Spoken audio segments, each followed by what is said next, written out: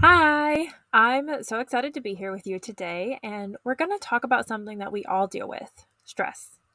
But don't worry, this isn't going to be some super boring lecture about managing your emotions or whatever. My goal is to make this fun and, a little bit interactive so that you can take some notes and actually be helpful for you as a teenager. Okay? So, we're going to dive into ways to handle stress that are realistic and empowering, stuff you can actually use in your life.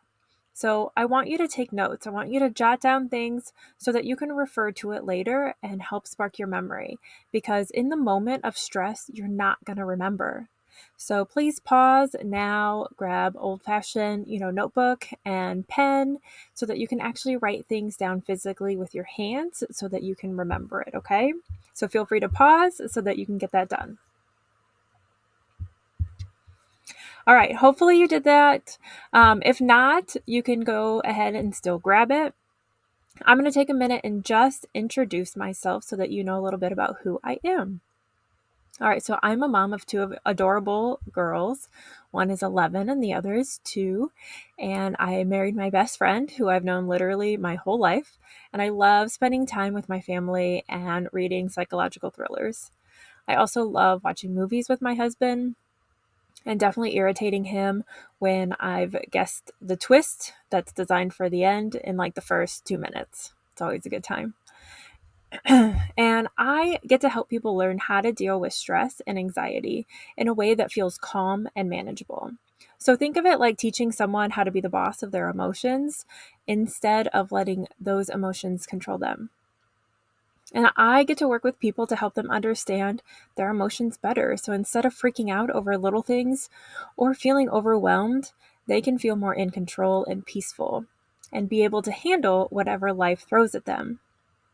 It's kind of like giving them a toolkit with things they can do when they're feeling anxious or stressed, like deep breathing, taking breaks, or even understanding why their emotions show up in the first place.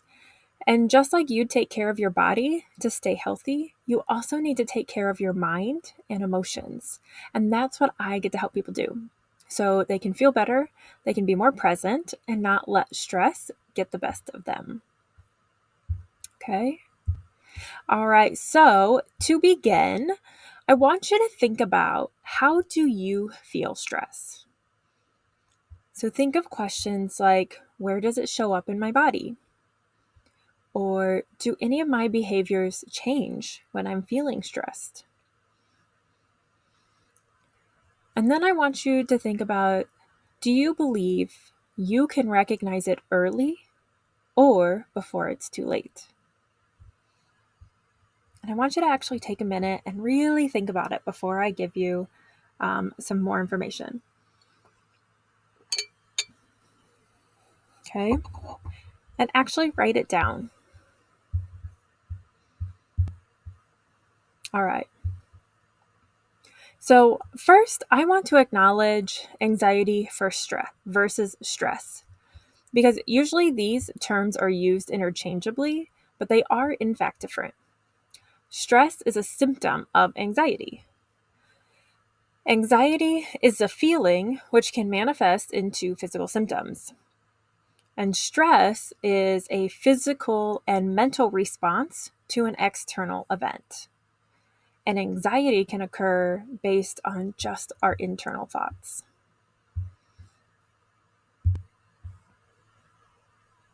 So, stress is a neurological and physiological shift that happens in your body when you encounter a threat.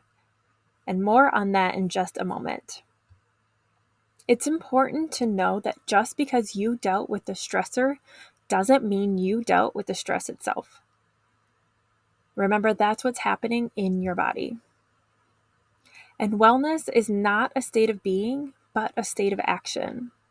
You don't just achieve it and you're good to go forever. You must constantly pay attention to your overall wellness.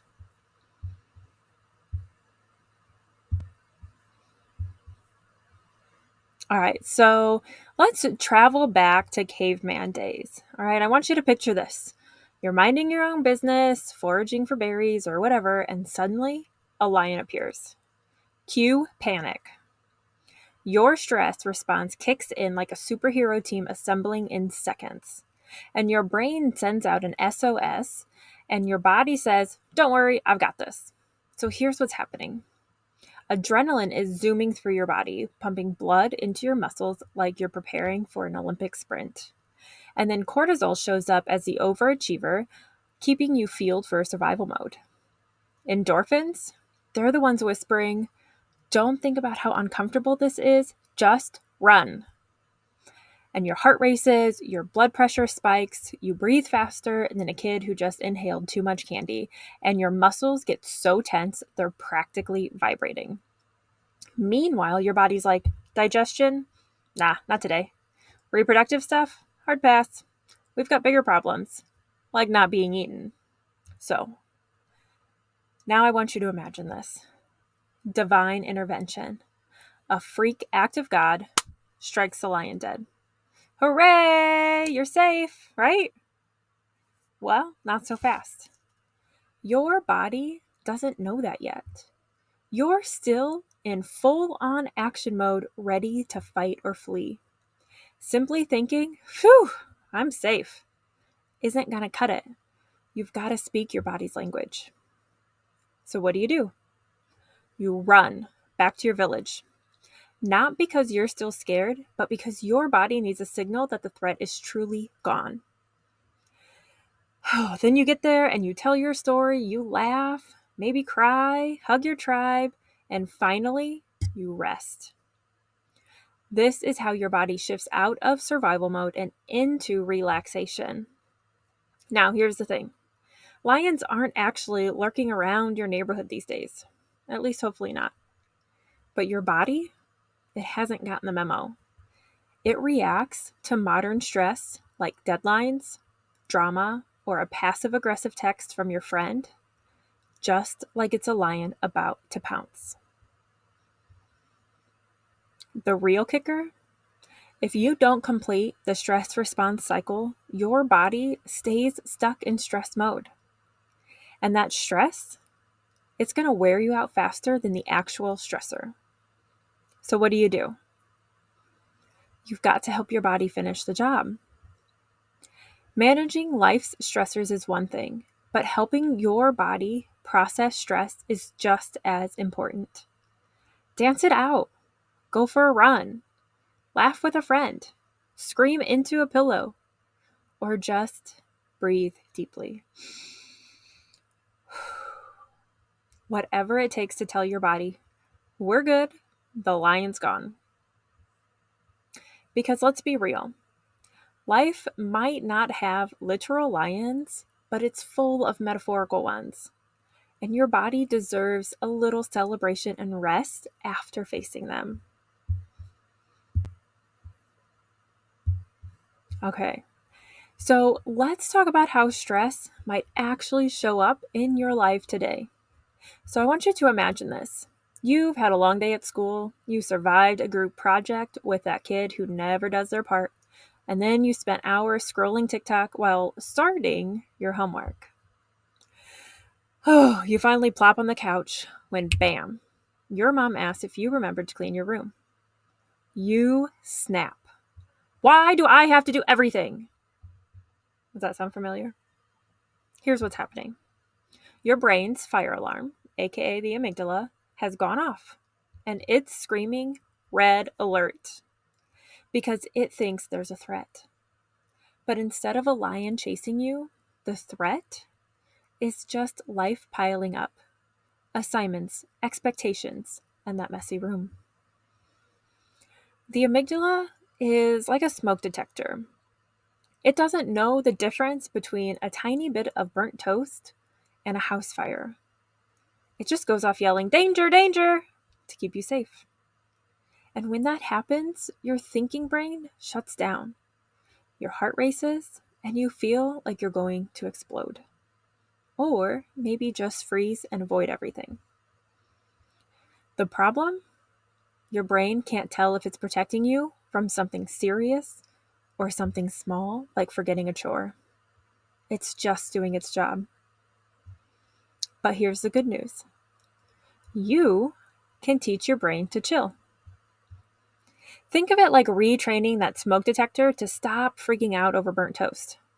With the right tools, like breathing exercises, movement, or talking it out, you can reset your stress alarm and take control.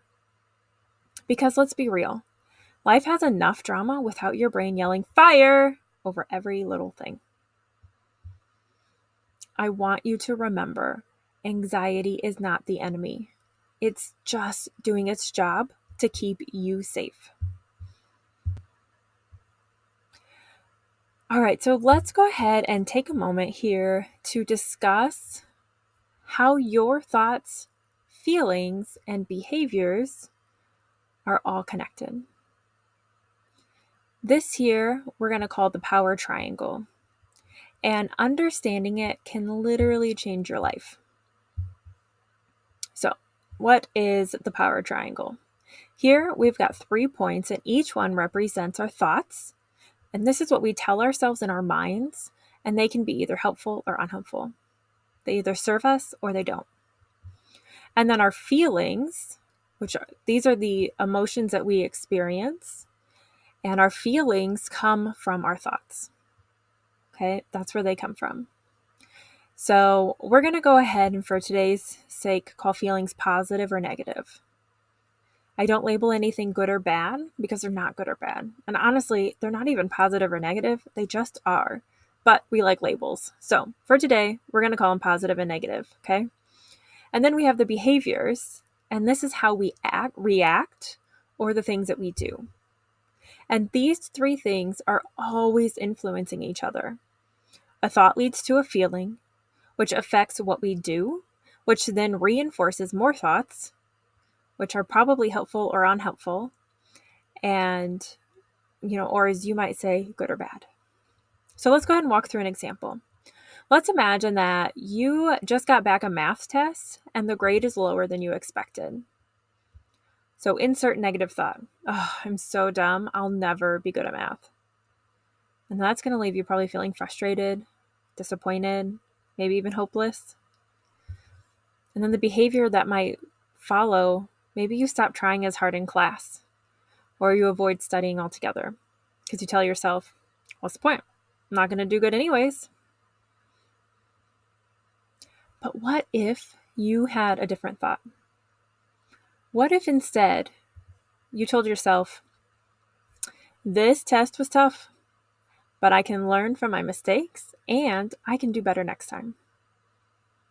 That's going to leave you feeling more positive, more motivated, and more determined, or at the least, more hopeful. The behaviors that follow might be you asking your teacher or parent for help. Maybe you review your mistakes, or maybe you study differently next time. See how just changing your thought completely shifts how you feel and what you do? This is why becoming aware of your thoughts is such a game changer. If we let negative thoughts take over, if we let those unhelpful thoughts take over, we can spiral into feeling bad and acting in ways that don't help us. But if we catch those thoughts and we shift them, we can create a more positive cycle, feeling better and making better choices for ourselves.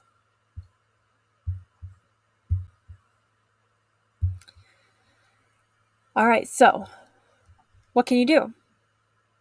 The first step is just notice your thoughts. I just want you to be aware of them. So when you feel upset, I want you to ask yourself, what am I thinking right now? And then I want you to question it. Is this thought actually true? Or is my mind just assuming the worst case scenario? And then I want you to practice flipping it. Find a more neutral or positive way to look at the situation. Your thoughts aren't always facts. You have the power to challenge them, to shift them, and to create a better experience for yourself. So I want you to remember, you're in control of your thoughts. You get to write the story. And when you change them, you change how you feel and what you do. which means you can start creating better days just one thought at a time.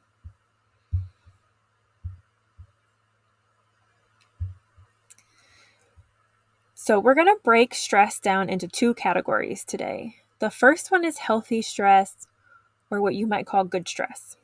And this is the kind of stress that pushes you to do your best. It's like that nervous excitement you feel before a big game, a performance, or a test. That healthy stress helps you stay motivated and focused, and it's your brain's way of saying, hey, this is important, let's give it our all. You can think of it like lifting weights at the gym. It's challenging, but it helps you grow stronger.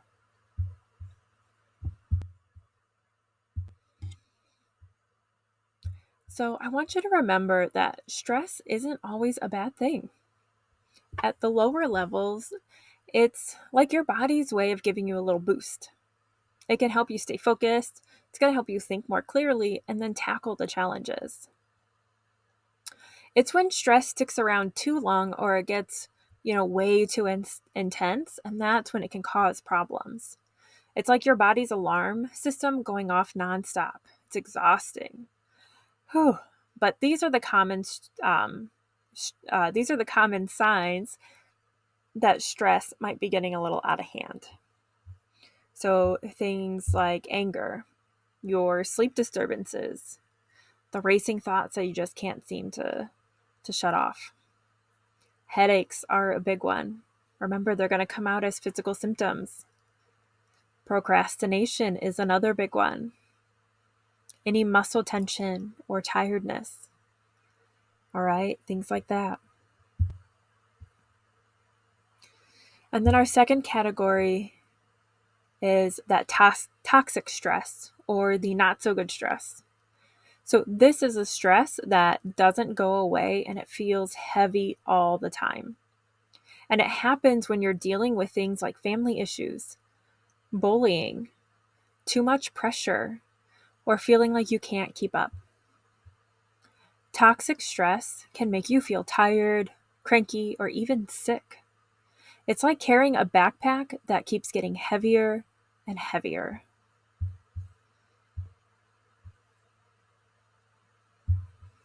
Now, here's the deal. If we don't figure out how to handle stress now, it's really going to mess with us later. Stress isn't just about feeling overwhelmed.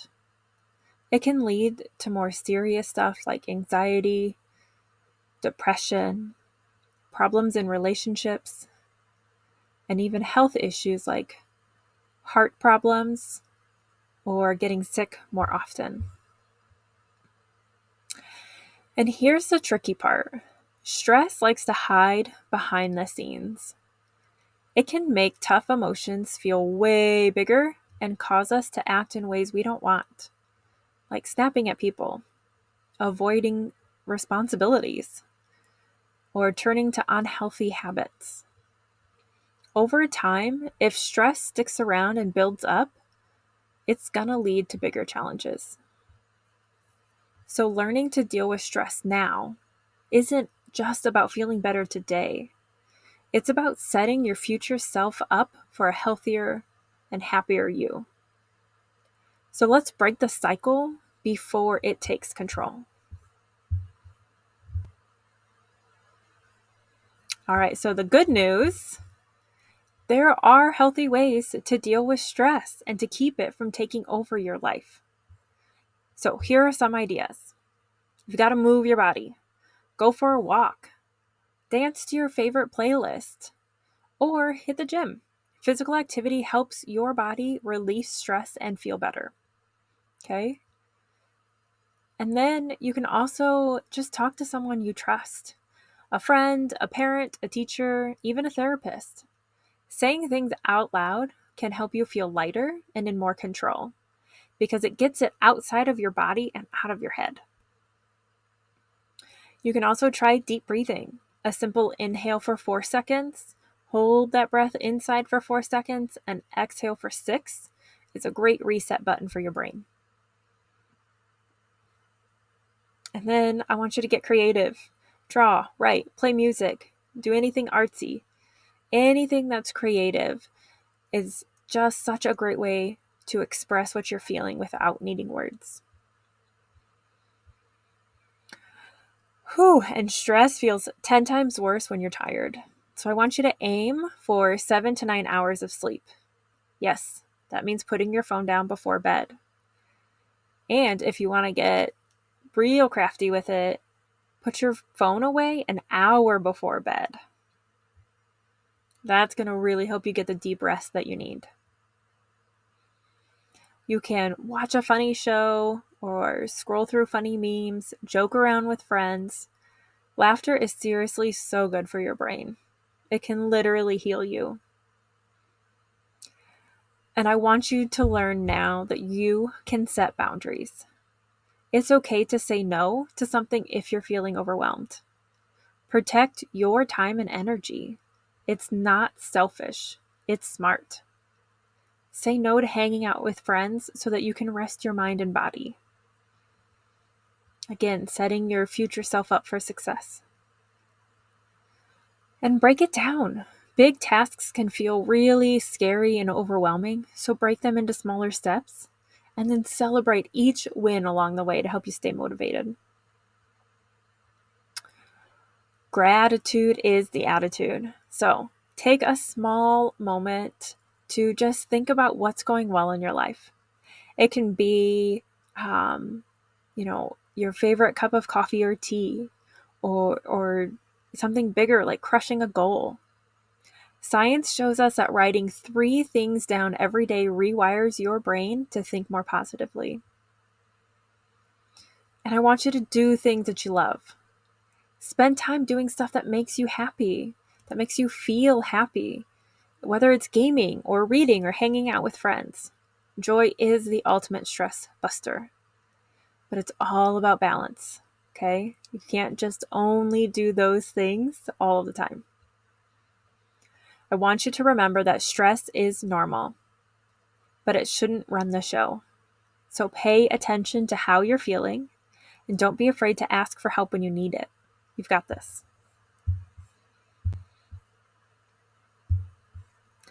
All right, so deep breathing is one of the best techniques for reducing stress and anxiety. Practicing slow, deep breaths reduces stress by signaling to the brain to slow down. And deep breathing is really just your foundation of tools. This is one of the most important things that you can do for your entire mind and body. Those deep breaths will have a full body positive impact. So, one of my favorite techniques is the 4-7-8 deep breathing technique. And this is where you're going to breathe in through your nose for 4 seconds. And you hold that breath inside for 7 seconds. And then you breathe out through your mouth for 8. And then I've added an extra pause for 4 seconds. And that pause is just holding out that exhale so we don't hyperventilate in times of high stress or anxiety. And as you practice this, it can help to place your hand on your belly button, because when we inhale, we want to fill our belly like a balloon. And then on the exhale, we want to pull our belly button towards our spine. And that can be backwards for some people. So I invite you to just sit back and relax and just close your eyes. Feel comfortable so that you can just focus on the sound of my voice, because I'm going to walk you through it so you really can understand it. All right, so go ahead and just get comfortable. And I'm going to count you through it so you don't really have to remember what I just said. But again, place your hand on your belly so you can really feel the breath. Okay, again, in through the nose and expand the belly. And then out through the mouth, pulling the belly button to the spine. Ready? And in, 2, 3, 4, hold, 2, 3, 4, 5, 6, 7, out, 2, 3, 4, 5, 6, 7, 8, pause. Excellent. All right, so that was one cycle through, okay? That's one cycle. Now, what I want you to do is I want you to practice that cycle, that 4-7-8, pause for 4, 3 times. 3 times through is going to get you to about 1 minute, depending on how fast you count. Okay? And those 1-minute breaks are what I want you to practice every day, all day long. You want to build up to 7 times a day. Okay? I want it to be the first thing you do when you wake up in the morning and the last thing when your head hits the pillow, and then 5 times throughout the rest of your day. And you can pair it with something that you already do regularly. Every time you change classes at school, walking through the hallway, just go through the motions. Just practice these deep breaths. You don't have to close your eyes and really focus in to practice. You just got to get through the motions. These 1-minute breaks throughout your day is how you're going to rewire your brain to kick into deep breathing at the first sign of distress. And you have to practice when you're already calm to be able to rewire the brain. When you need to calm down from an anxious moment or a stressful moment, then I want you to go through that 6 times or for 2 full minutes. All right. And here on the screen, there's a QR code that links up to a recording of me walking you through it for, I believe it's a full minute.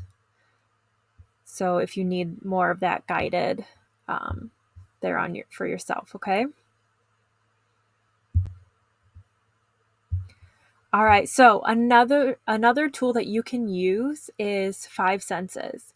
And 5 senses is really great to use when you're feeling overwhelmed and you just can't focus on taking deep breaths. This is also really great to use right before you take an exam or before you do a presentation.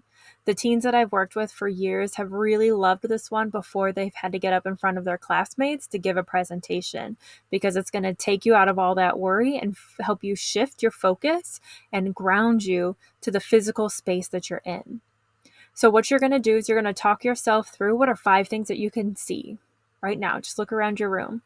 You can pick a color and find 5 things that are blue. And then I want you to focus on 4 things that you can feel. Your feet on the ground, your weight in the chair or on your bed. Anything that you can feel, your hair on your neck, the way your clothes are fitting, if your shoes are too tight. 3 things that you can hear. Can be internal or external. Sometimes when our heart is racing, we can hear our heart, right? Can be muffled voices, the ticking of a clock, anything that you can hear. 2 things that you can smell, good or bad as long as you smell it. This is where peppermint can be great.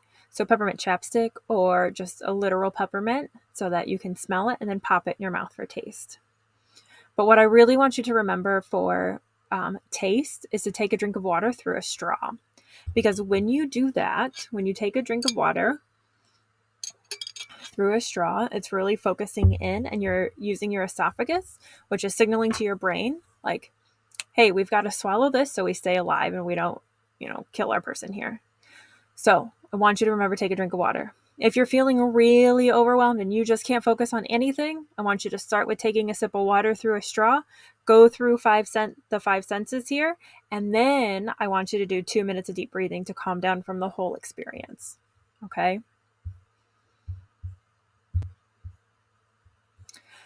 Okay, so sometimes emotions can feel really big or really loud. Like they really define who you are. But guess what? You are not your emotions. You're so much more. So the next time you feel overwhelmed, I want you to try saying, I am feeling, instead of, I am anxious, I am frustrated, I am mad. I want you to say, I am feeling anxious, I am feeling overwhelmed, I am feeling frustrated, I am feeling angry. This simple switch helps you remember that emotions come and go. They're not permanent parts of you. You're labeling what it is. It's a feeling. And it's a powerful way to stay connected to who you are beyond how you feel in any moment. Just give it a try and see how it shifts your perspective. All right. You can also use visualization. So you can picture stress or anxiety as a wave. It rises, peaks, and then eventually falls. Remind yourself that no wave lasts forever, and neither does anxiety. Your job isn't to stop the wave, but to ride it until it passes. And then I want you to talk to yourself like you would a friend. This is tough, but I'm doing the best that I can. It's okay to feel this way. Anxiety as a result of stress isn't a flaw or failure. It's just part of the human experience. All right, so remember how I told you that you were in control of your thoughts? Well, let's take a few moments to write down some other things that you're in control of. And please pause this video before we move on. I want you to actually get a piece of paper and draw a circle and write things down. And don't worry, I'll wait, because this is really important. This is such a great activity to do for yourself. All right. So hopefully you've stopped and you've grabbed that piece of paper. So I want you to go ahead and draw a circle. And in the middle of that circle, you're going to write, I can control inside, just like you see here on the screen. And now I want you to jot down things that are inside of your control. Again, pause this video for like 2 minutes so that you can actually think, give yourself some time to think about it and really know, what do you have control over? All right, hopefully you did that. Now, on the outside, I want you to write, I cannot control. And then I want you to jot down on the outside of that circle some ideas that you have that are outside of your control. What don't you have any control over? And just write them down. All right. Hopefully you pause. We're going to go ahead and move on now. Okay. Excellent work. So here are some ideas in case you got stuck or maybe we thought of different things. All right. So inside, I want you to really think about, you are in control of yourself, your behaviors, reactions, actions, decisions, effort, leadership, that inner monologue, right? Those thoughts that we talked about, you're in control of that. Your boundaries. Now, we don't have time today, but you hold the power over your thoughts and emotions. You don't have control over which ones come up or come in, but you get to decide which ones have power. So on the outside, you're going to see that immediate thought. You can't control what immediate thought comes in, but you get to decide if you're going to continue to think about it or if you're going to let it go. Again, with the emotions, you don't have control over which emotions come up right away, but you get to decide which ones you sit with and which ones you just ride. All right, so on the outside, some more. The weather, the past, world problems, right? Tragedies or trauma. Other people. On my sheet, I've got this running list of things that I've been jotting down for 6 years, and I've just got other people over in the corner there, and I've just wrote down literally everything. I've gotten specific to remind myself in those tough moments that I cannot control specific things about other people. Some other things, you might not have control over your rules at home, right? We don't have a ton of control over the laws that are passed. Traffic, time, right? All of those. Now you might see, hopefully, that I've got some stuff on the line there, our activators, future, health, death. These are the things that I think we have some control over. And I won't get into all of that, but right, we have a little bit of control over the death. We have control over what we put in our body, right? We don't have that on there, but we have control what we feed ourselves. If we put poison or toxins in our body that could harm us, along with the health. Some future, like I've mentioned, you can set your future self up for success or not. So you've got a little bit of control over what's going on in your future. Now, the activators. This isn't about trauma, but I don't use the term triggers. I believe that triggered, it's just this buzzword now. Oh, I'm triggered by everything. Everybody's triggered by things. And so instead of triggered, I prefer to use activators, because triggered also has this idea that you have no control over it, and that's just not true. So you might not have control over, what triggers or what activates you, but you hold the power to deactivate. You don't just get triggered and then you're stuck there. That's not truth. That is not real life. When you get activated, when you feel anxiety, when you feel stress, you can choose to use the tools that are going to deactivate that and let that feel less strong or loud. You use the tools to ride that wave so that you don't get swallowed up by it. Okay? All right. Now, what I want you to do is each time you have a challenging situation, I want you to draw this circle and write out what's inside of your control and what is not in your control. And then once you've done that, we're going to take it one step further. You're going to cut out that circle and you're going to throw away, you're going to rip it up, you're going to burn it, you're going to trash the rest because you literally can't do anything about it except let it go. And then you're going to keep that circle until the situation is over. Maybe it's a disagreement with a friend or a math test that's coming up, or maybe a challenging team member that you're trying to work with. You're going to shift your focus on what is in your control. And you're going to use this as that visual reminder every day. Okay? All right, so a little bonus tip here is our 3-minute reset. And it really doesn't take 3 minutes. I should probably just change that title there. But you can pause whenever you feel overwhelmed. Close your eyes and just take 3 deep breaths. And as you inhale, you're going to think calm. And on the exhale, you're going to think release. You're going to release tension. You're going to release stress. You're going to release anxiety, release anger, whatever you're feeling. And this is a quick tool that can fit into any moment of your day. All right. And this here is just a quote I love. It's from Lucille Ball.